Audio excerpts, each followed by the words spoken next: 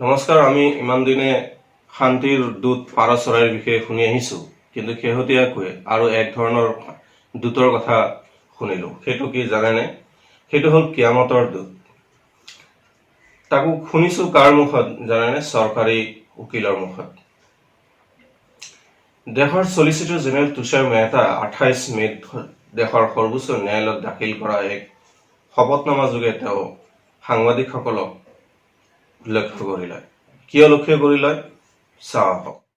লকডাউনৰ ফলত দেশৰ বিভিন্ন ঠাইত আবদ্ধ হৈ থকা শ্ৰমিকৰ গুৰুত্ব উপলব্ধি কৰি দেশৰ সৰ্বোচ্চ ন্যায়ালয়ে বৃহস্পতিবাৰে এক গুৰুত্বপূৰ্ণ আদেশ জাৰি কৰে। ন্যায়াধীশ অশোক ভূষণ, ন্যায়াধীশ এছ কে কৌল আৰু ন্যায়াধীশ এম আৰ শ্বাহৰ বিচাৰপীঠে লকডাউনৰ সময়ত শ্ৰমিকৰ অধিকাৰ সুৰক্ষা সন্দৰ্ভত দাখিল কৰা ৰাজহুৱা স্বাৰ্থ জড়িত আবেদনৰ শুনানি গ্ৰহণ কৰি আছিল।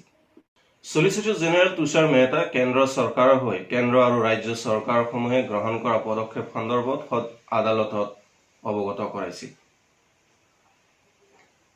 সেই সময়ত চলিচিটৰ জেনেৰেলে কয় যে কেন্দ্ৰীয় চৰকাৰ উচ্চতম ন্যায়ালয়ৰ প্ৰতি কৃতজ্ঞ, কিন্তু তেওঁলোকৰ এটা অভিযোগ আছে আৰু সেইটো ন্যায়ালয়ৰ ৰেকৰ্ডত অন্তৰ্ভুক্ত হোৱাটো অনিবাৰ্য। মেহতাই বলিষ্ঠভাৱে জোৰ দি কয় যে দেশৰ ভিতৰত কিছুমান এনে উপাদান আছে, তত্ত্ব আছে বা পক্ষ আছে যিসকলে শ্ৰমিকৰ সংকট সন্দৰ্ভত ভুল তথ্য বিয়পাই আছে। চলিচিটৰ জেনেৰেলে কিছুমান উদাহৰণৰ কথা উল্লেখ কৰি কয় যে বাৰে বাৰে সেইবোৰ সংবাদ মাধ্যমত প্ৰকাশ কৰি থকাৰ ফলত সংবাদ মাধ্যমত শ্ৰমিক সন্দৰ্ভত এক ভুল বাৰ্তা বিয়পি আছে। মেহতাই এক অভূতপূৰ্ব মানৱীয় সংকটৰ প্ৰতি সমাজৰ কিছুমান লোকৰ দ্বাৰা হতোৎসাহিত কৰা ব্যৱহাৰ আৰু অসংগত উপদ্ৰৱ কৰাৰ অভিযোগ উত্থাপন কৰি কয়, সেই লোকসকল হ'ল ভৱিষ্যত বক্তা বা প্ৰফেটছ অফ ডুম, তেওঁ উল্লেখ কৰে। তুষাৰ মেহতাই আৰু কয় যে কিছুমান সংবাদ মাধ্যমৰ বাতৰি আৰু কিছুমান লোক আছে যিসকলৰ বিষয়ে মই অভিযোগ দাখিল কৰিব বিচাৰো। তেওঁলোক কিয়ামতৰ ভৱিষ্যবক্তা আৰু যিসকলে তেওঁলোকে ভুল বাৰ্তা, ভুল বাতৰি প্ৰচাৰ কৰি আছে আৰু তেওঁলোকে ৰাষ্ট্ৰৰ প্ৰতি শিষ্টাচাৰ প্ৰদৰ্শন কৰা নাই। তেওঁ জোৰ দি কয় যে এই মানৱীয় সংকট নিৰসনৰ কাৰণে চৰকাৰে নিজৰ ফালৰ পৰা সৰ্বোৎকৃষ্ট ব্যৱস্থা কৰি আহিছে, কিন্তু কিছুমান লোকে নেগেটিভিটি বিয়পাই আছে।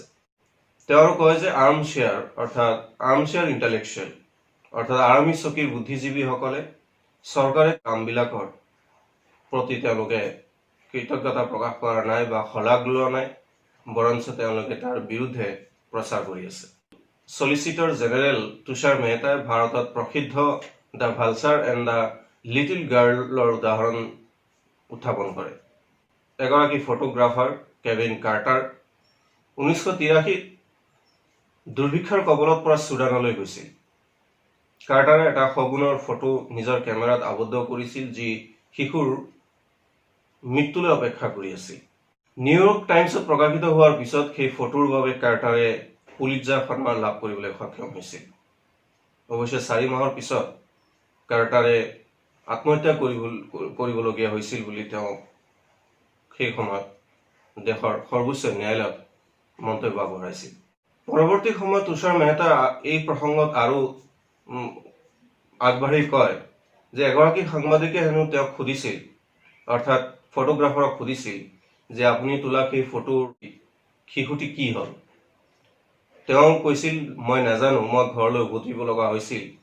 তেতিয়া সাংবাদিকজনে পুনৰ সুধিছিল যে তাত কিমানটা সগুণ আছিল, আৰু কাৰ্টাৰে হেনো কৈছিল এটা, কিন্তু সাংবাদিকজনে কৈছিল এটা নহয়, 2টা আছিল, এটা কেমেৰা লৈ পেলাই ৰৈ আছিল।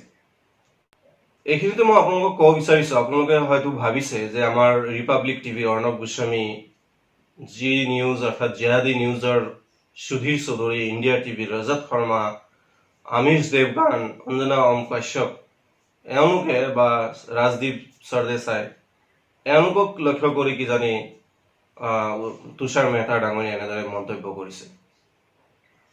নাইবা এনেকুৱা ভাবিছে যে তুষাৰ মেহতা ডাঙৰীয়া দেশৰ সংবাদ মাধ্যমৰ ৰিপাব্লিক টিভি, অঞ্জনা ওম কাশ্যপ বা যিবিলাক জি নিউজ, আপোনাৰ ইণ্ডিয়া টিভি, এওঁলোকক এনেদৰে সমালোচনা কৰাৰ সাহস ক'ত পালে? তেতিয়াহ'লে আপুনি ভুল শুনিছে বা ভুল ভাবিছে। কাৰণ এওঁলোকতো দেশপ্ৰেমী, এওঁলোক দেশভক্ত সাংবাদিক। অৰ্ণৱ গোস্বামীক দেখা নাই? ইউপিএ চৰকাৰৰ দিনতো ইউপিএ চৰকাৰক গোৱাল গালি পাৰিছিল। এতিয়া বিজেপি চৰকাৰ, কিন্তু বিজেপি চৰকাৰৰ সময়তো তেওঁ কংগ্ৰেছকে গোৱাল গালি পাৰি আছে। আনকি সোনিয়া গান্ধীক বিশেষভাৱে লক্ষ্য কৰি লৈছে। পাকিস্তানৰ চোৰাংচোৱা পাৰ চৰাই আৰু কাকুতি ফৰিঙৰ ষড়যন্ত্ৰ এই টিভি চেনেলকেইটা ব্যৰ্থ কৰি আছে। গতিকে এওঁলোকক তুষাৰ মেহতাই গোৱাল গালি দিয়াৰ কোনো প্ৰশ্নই নাহে। তেতিয়াহ'লে আপুনি ভাবক কাক গালি দিছে। নিশ্চিতভাৱে সেইসকলক যিসকলে দিনে ৰাতিয়ে শ্ৰমিকৰ দুৰ্দশাৰ কথা তেওঁলোকে সংবাদ মাধ্যমত প্ৰচাৰ কৰি আহিছে আৰু শ্ৰমিকৰ অধিকাৰ সুৰক্ষাৰ হকে তেওঁলোকে কাম কৰি আছে। উপৰোক্ত উদাহৰণৰ দ্বাৰা কাৰ্টাৰ আৰু চৰকাৰক সমালোচনা কৰা লোকসকলৰ মাজত এক সাদৃশ্যতা বিচাৰি উলিয়াবৰ কাৰণে চেষ্টা চলাই আছিল তুষাৰ মেহতাই।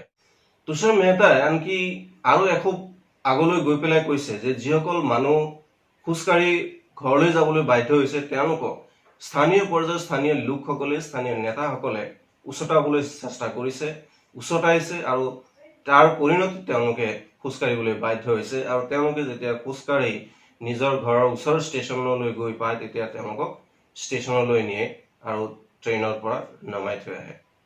গতিকে খোজকাঢ়ি যাবলৈ বাধ্য কৰা লোকসকলৰ কাৰণে তুষাৰ মেহতা ডাঙৰীয়া স্থানীয় নেতাসকলক দায়ী কৰিছে। আপুনি শুনি আচৰিত হ'ব যে তুষাৰ মেহতাৰ আদালতত শুনা শগুনৰ কাহিনী হোৱাটছএপ মেছেজৰ ওপৰত আধাৰিত আছিল।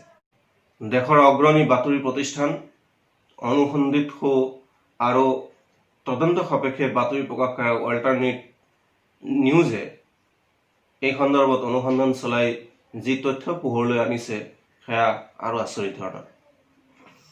অল্টাৰনেট নিউজৰ অনুসন্ধানত পোৱা গৈছে যে মেহতাৰ এই কাহিনী প্ৰখ্যাত photo the vulture and the little গাৰ্লৰ বিষয়ে, যাক 1993 চনত চুডানলৈ ভ্ৰমণলৈ যোৱা দক্ষিণ আফ্ৰিকাৰ এগৰাকী সাংবাদিকে তেওঁৰ নিজৰ কেমেৰাত আবদ্ধ কৰিছিল। এই ফটোখনক লৈ আন্তঃৰাষ্ট্ৰীয় পৰ্যায়ত মাজে সময়ে ব্যাপক চৰ্চা চলি আহিছে আৰু এই সন্মানৰ কাৰণে তেওঁ পুলিৎজাৰ সন্মান লাভ কৰিছিল। যি কাহিনী চলিচিটৰ জেনেৰেল তুষাৰ মেহতা ডাঙৰীয়াই শুনাইছিল সেয়া হোৱাটছএপত প্ৰধানমন্ত্ৰী নৰেন্দ্ৰ মোদীৰ সমৰ্থন কৰা এটা গ্ৰুপে বিগত এসপ্তাহ ধৰি প্ৰচাৰ কৰি আহিছিল। ইয়াৰ দ্বাৰা চৰকাৰে শ্ৰমিক সমস্যাৰ সমাধান উলিয়াব নোৱাৰাৰ বাবে সমালোচনা কৰা সংবাদ মাধ্যমক আচলতে টাৰ্গেট কৰি লৈছিল। কেভিন কাৰ্টাৰ কাহিনীৰ দ্বাৰা প্ৰৱাসী শ্ৰমিকৰ দুৰ্দশা পোহৰলৈ অনা লোকসকলক শগুনৰ লগত তুলনা কৰিছিল তেওঁলোকে। ইয়াৰ দ্বাৰা চৰকাৰে শ্ৰমিকৰ সমস্যাৰ সমাধান বিচাৰি উলিয়াব নোৱাৰাৰ বাবে সমালোচনা কৰা পক্ষক চুপ কৰিবলৈ আচলতে এইটো পন্থা অৱলম্বন কৰিছিল। কেভিন কাৰ্টাৰৰ দ্বাৰা প্ৰৱাসী শ্ৰমিকৰ দুৰ্দশা পোহৰলৈ অনা লোকসকলক আচলতে তেওঁলোকে শগুনৰ লগত তুলনা কৰিছিল। আৰ্ট নিউজৰ মতে সেই শিশু সন্দৰ্ভত বহু সাংবাদিকে তেওঁক অৰ্থাৎ কেভিন কাৰ্টাৰক প্ৰশ্ন কৰা বুলি উল্লেখ কৰাটো সঠিক পাইছে। আৰু যেতিয়া কেভিন কাৰ্টাৰক এই সন্দৰ্ভত প্ৰশ্ন কৰা হৈছিল তেতিয়া ফটোগ্ৰাফাৰে তাৰ উত্তৰত কৈছিল, শগুনক খেদি দিয়াৰ পিছত শিশুটি ঠিকে আছিল আৰু শিশুটো আগবাঢ়ি গৈছিল চেণ্টাৰলৈ। তাৰ পিছত কি হ'ল মই নাজানো। ইয়াৰ পিছত কাৰ্টাৰ সমালোচনাৰ সন্মুখীন হৈছিল। যিসকলে ভাবিছিল যে ফটো তোলাৰ সলনি কাৰ্টাৰে সেই শিশুটিক সহায় কৰাৰ প্ৰয়োজন আছিল। দক্ষিণ আফ্ৰিকাৰ আন এগৰাকী সাংবাদিকৰ মতে কাৰ্টাৰ আৰু সাংবাদিকৰ মাজত বাৰ্তালাপৰ কোনো কথা উল্লেখেই নাই বুলি তেওঁলোকে প্ৰকাশ কৰিছে। বিশেষকৈ সেইটো অধ্যায় যিটো অধ্যায়ত এইখিনি কথা কোৱা হৈছে যে তেওঁক শগুনৰ লগত তুলনা কৰা হৈছে। ইয়াৰ এক সামান্য সংযোগ পোৱা গৈছে ছেইণ্ট পিটাৰ্ছবাৰ্গৰ টাইমছ আলোচনীত প্ৰকাশিত এক প্ৰবন্ধত। এগৰাকী লোকে শিশুটিৰ কষ্টৰ সঠিক ফ্ৰেম লোৱাৰ বাবে নিজৰ লেন্স ঠিক কৰি আছে বুলি উল্লেখ কৰা হৈছে আৰু তাত এই ধৰণে উল্লেখ কৰিছে যে সিও এটা চিকাৰী, তাত মজুত থকা আন এটা শগুন। অৱশ্যে বিশ্বৰ আটাইতকৈ চৰ্চিত ফটোখনৰ ওপৰত টাইম আলোচনীৰ আন এটা লেখত কোৱা হৈছে যে যেতিয়া তেওঁ ফটো লৈছিল তেতিয়া এটা শকত শগুন তেওঁৰ কাষতে আহি বহিছিল। কাৰ্টাৰক এইটো কোৱা হৈছিল যে বেমাৰৰ বাবে যাতে কোনো ভুক্তভোগীক স্পৰ্শ নকৰে। সেয়ে তেওঁ সহায় কৰাৰ সলনি তাত 20 মিনিট সময় সেই শগুন গুচি যোৱালৈ তেওঁ অপেক্ষা কৰিছিল।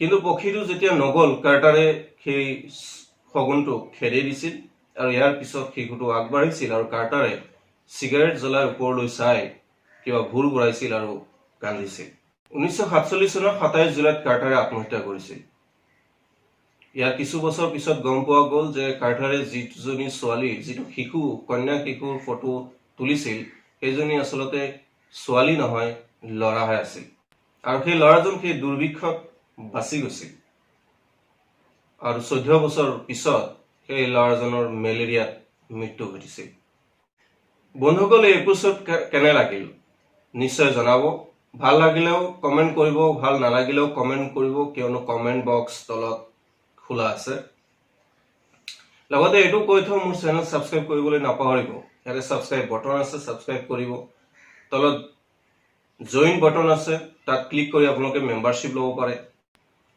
যিসকলে মেম্বাৰশ্বিপ ল'ব নোৱাৰে তেওঁলোকে মোৰ এই চেনেল বিশ্বজুৰি বিয়পাই দিব পাৰে পৰৱৰ্তী বিষয় কি হ'ব লাগে জনাই কমেন্ট কৰিব আজিলৈ আহো